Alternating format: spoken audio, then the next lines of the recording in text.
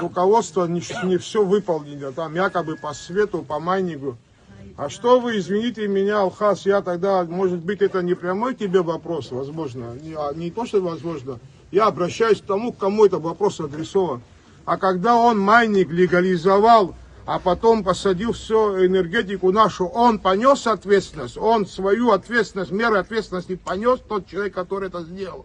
А? Сегодня вот его человека заставляет говорить там, что он что-то не сделал. Это они не сделали. Они что, по Чигваре что-то вопрос решили? Он говорил, там 2 месяца давал разобраться и посадить. Он что, всех посадил, что ли? Он всех снял, что ли? И извините меня, я уже 1 раз выступал. Я за то, чтобы люди платили свет. Но извините меня, необоснованный тариф сегодня, я как депутат, я уже 1 раз при Анкабе это говорил, если кто-то видел, наверное, кто-то видел. Я сказал, что я платить не буду. И сегодня не буду платить.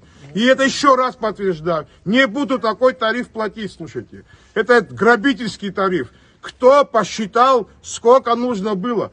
Было 40 копеек. Надо было счетчики поставить по 40 копеек, чтобы люди привыкли платить по 40 копеек. Потом, по необходимости, конечно, на 40 копеек мы энергетику не сможем содержать.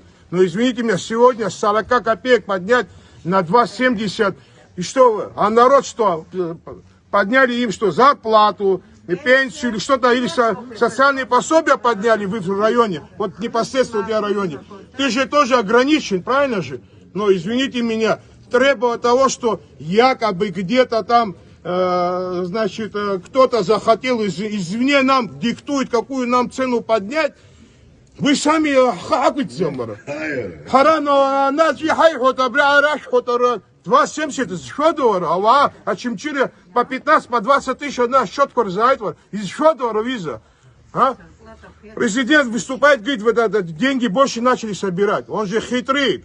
Да, деньги начали собирать. А когда процентность посчитали, процентность упала. Знаешь почему? Потому что ты 40 копеек платил, ты как платил, тебе 2,70 загрузили, и ты опять начал 2,70 платить.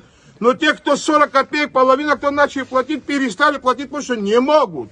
Да, в деньгах чуть выросло, но когда посчитали процентность, где 30-40% собирались было, упало до 15, до 10, до 20, до 8%.